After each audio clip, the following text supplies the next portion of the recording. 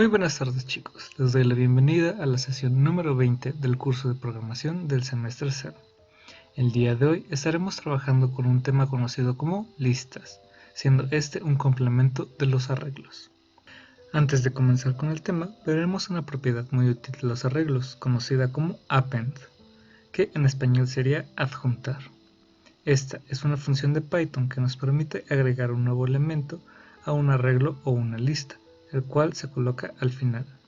Esto nos permite seguir guardando datos en un arreglo, aunque ya hayamos sobrepasado la cantidad de elementos que puede guardar. Para que se pueda apreciar de manera más acertada, considere el arreglo V que se muestra en pantalla, en el cual se pueden observar que ya cuenta con un valor en cada posición. Sin embargo, si aún quisiéramos guardar valores sin perder los que tenemos, se puede utilizar la función append. Para su sintaxis solo se hace llamar a nuestro arreglo V seguida de un punto y la palabra append. Dentro de su paréntesis se colocaría el valor que se estará agregando. Esto resulta en un cambio en la dimensión del arreglo, en donde podemos ver que se encuentran los elementos originales más un quinto elemento. Aquí cabe destacar que el nuevo elemento se colocó en la posición final y esto sucedería en todos los casos. Ahora, para probar en qué situaciones podremos aplicarlo, vamos a revisar el siguiente ejercicio, en donde se nos pide desarrollar un programa que le pide al usuario 5 valores, los cuales deberán agregarse a un arreglo para finalmente imprimirlo. En este caso, estaríamos utilizando el arreglo como un elemento de memoria y como tal será necesario inicializarlo. Tal como se muestra en el diagrama de flujo, este se encontrará vacío inicialmente. Posteriormente colocaríamos una estructura for para que se realicen 5 iteraciones. Mientras nos encontramos en el bucle, le estaremos pidiendo valores al usuario, los cuales pasaríamos a adjuntar a nuestro arreglo V.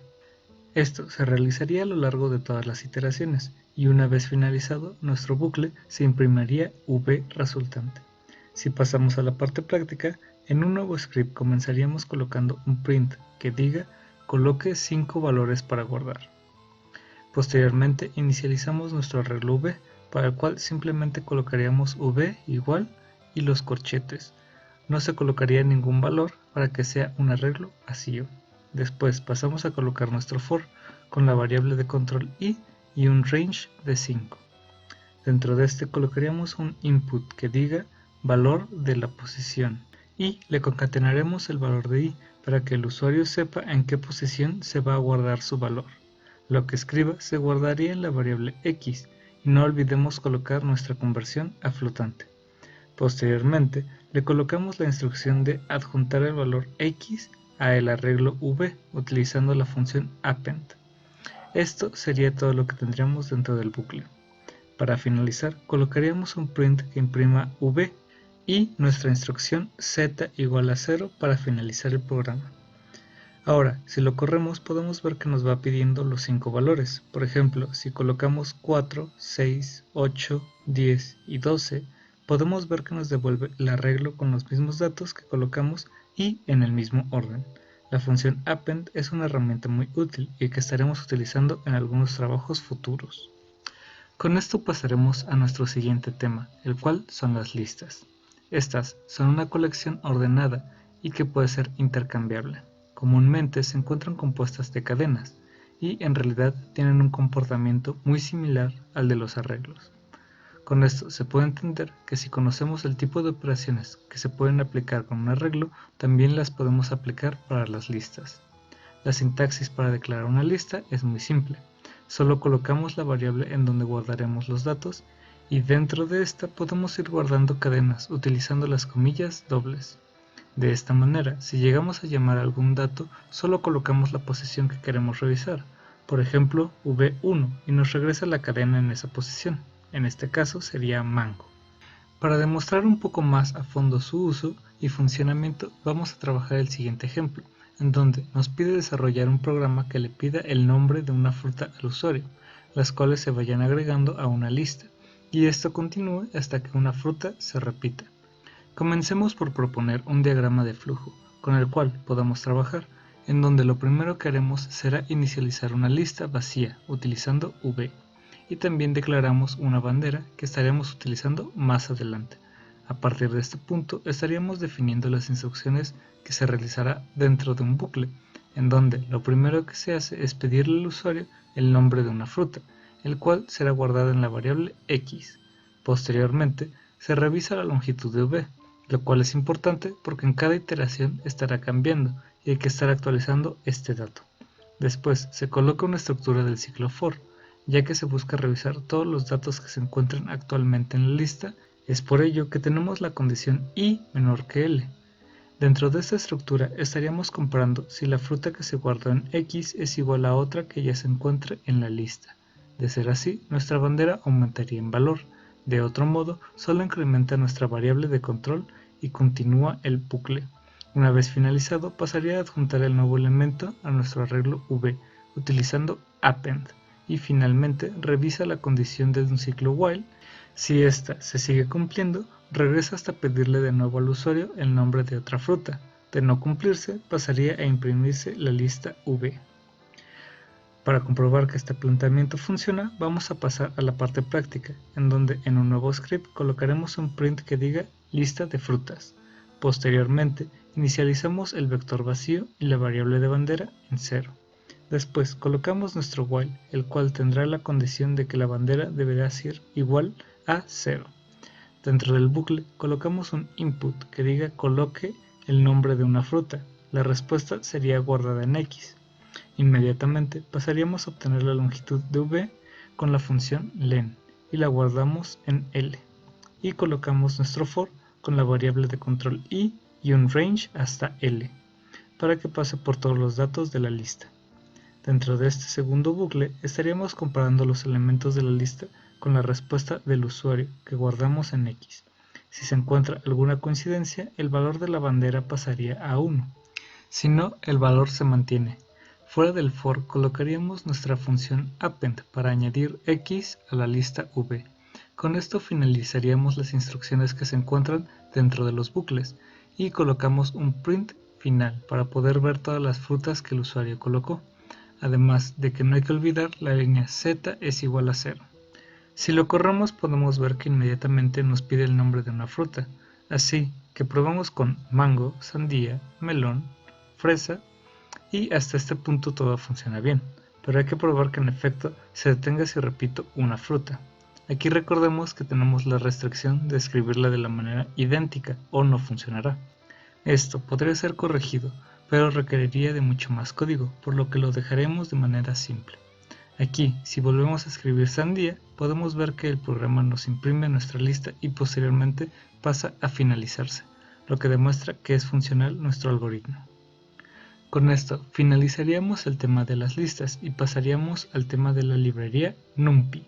Esta es una librería para el lenguaje de programación Python que da soporte para crear vectores y matrices grandes multidimensionales, junto con una gran colección de funciones matemáticas de alto nivel para operar con ellas. Es importante su uso ya que podemos encontrar algunas funciones que nos facilitarán el manejo de arreglos.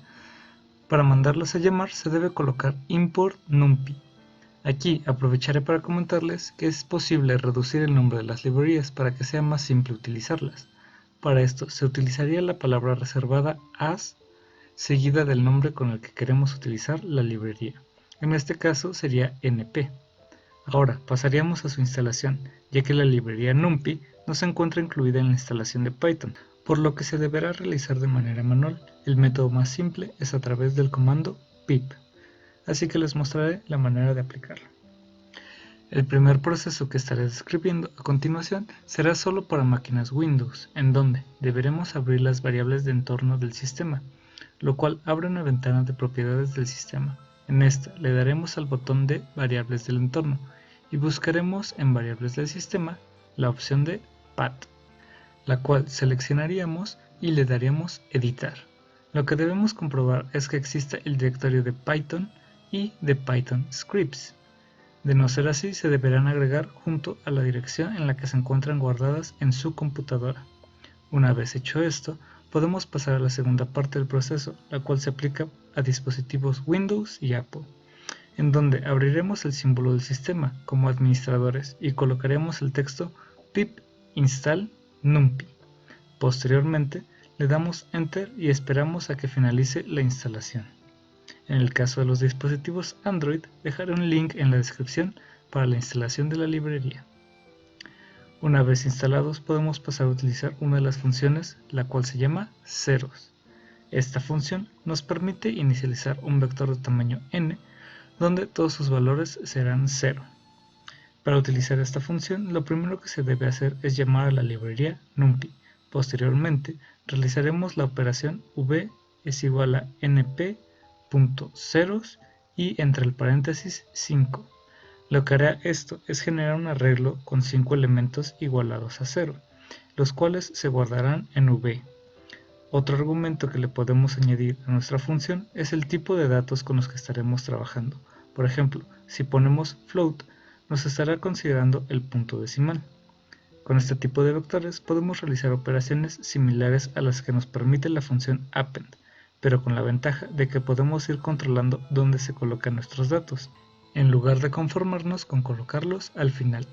Para demostrar su funcionamiento, vamos a realizar un ejercicio en donde se nos pide desarrollar un programa que invierta el orden del siguiente vector v. Lo primero que haremos será plantear nuestro diagrama de flujo, en donde ya consideramos que el arreglo v estará fijo. Nuestra primera instrucción será obtener la longitud del arreglo y guardarla en L, ya que suponemos que no la conocemos. Después inicializamos un arreglo R, en donde guardaremos los valores en el nuevo orden. A partir de esto declararíamos un ciclo for para que vaya revisando cada uno de los valores de mi arreglo v, por lo que debe contar con un range hasta L. Aquí la única acción que realizamos sería pedirle que en la posición i de nuestro arreglo R coloque el valor de v en la posición L menos 1 menos i. Esta pequeña operación lo que hace es empezar desde el último valor y se va recorriendo hasta el primero. Y lo podemos comprobar de manera muy sencilla. Consideremos que esta es la primera iteración y que i vale 0. Entonces estaríamos accediendo al valor de la posición L-1, en donde L es igual a 5. Y si le restamos 1, podemos ver que en efecto nuestro último valor se encontraría en la posición 4. Y conforme pasan las iteraciones se reduce la posición pasando a la 3, luego a la 2 y así sucesivamente. Una vez que se termine nuestro for, solo pasaríamos a imprimir v y r para ver que en efecto se invirtió el orden. Si lo realizamos de manera práctica, debemos colocar primero en un nuevo script nuestra librería con la sintaxis import numpy as np. Después pasamos a definir nuestro arreglo v y obtenemos su longitud con la función len, la cual es guardada en L. Además, realizamos la inicialización de R con la función ceros, con una cantidad de elementos igual a L, y del tipo entero.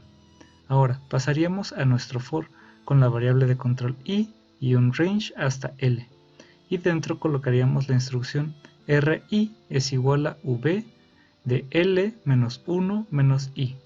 Fuera del for colocaríamos dos print, uno para v y otro para r. Y finalmente la instrucción z igual a 0. Ahora, si lo probamos, podemos ver que inmediatamente nos imprime el arreglo original y su versión invertida. Recordemos que con la estructura que lo planteamos, ya no importa la cantidad de datos que contenga el arreglo, simplemente debe funcionar. Con esto finalizaríamos la sesión del día de hoy. Les encargo que sigan practicando y que realicen los ejercicios de tarea que se encuentran en pantalla. Sin otro tema a discutir, me despido y les deseo un buen día. Hasta luego.